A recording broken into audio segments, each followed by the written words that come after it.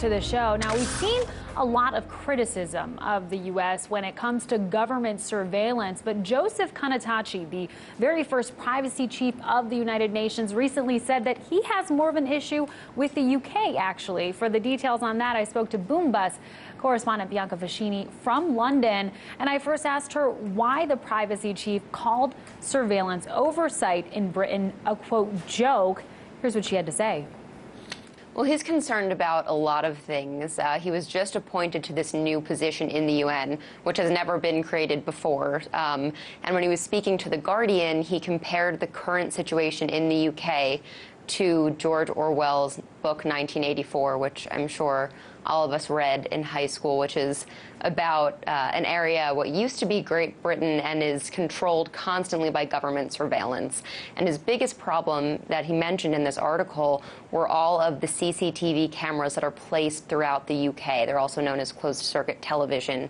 And according to one of the FOIA requests from 2011, over 50,000 of those cameras in the UK are government-owned. Then there's another million that are owned by private businesses and local governments. So in total, when you take into consideration the population, it's one camera per 32 or 33 people. So I think that was his biggest concern, among other policy proposals.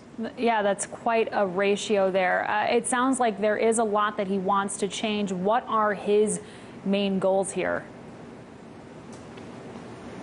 Well, I would say he mentioned a number of things. The first thing is he really wants to redefine or define what privacy is in our digital age. He wants to create a new universal law about surveillance, and he also wants to just spread more awareness about the right to privacy, because it's one thing to talk about privacy in the U.S. and the U.K., but throughout the rest of the world, not everyone really has a clear understanding or is well versed in what our right to privacy means today. So it's a lot about changing attitudes that could hopefully affect policy decisions.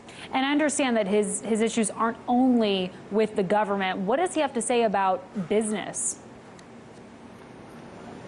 So I pulled up a quote from The Guardian, which I think sums up his position really well. He said, "We have a number of corporations that have set up a business model that is bringing in hundreds of thousands of millions of euros and dollars every year, and they didn't ask anybody's permission.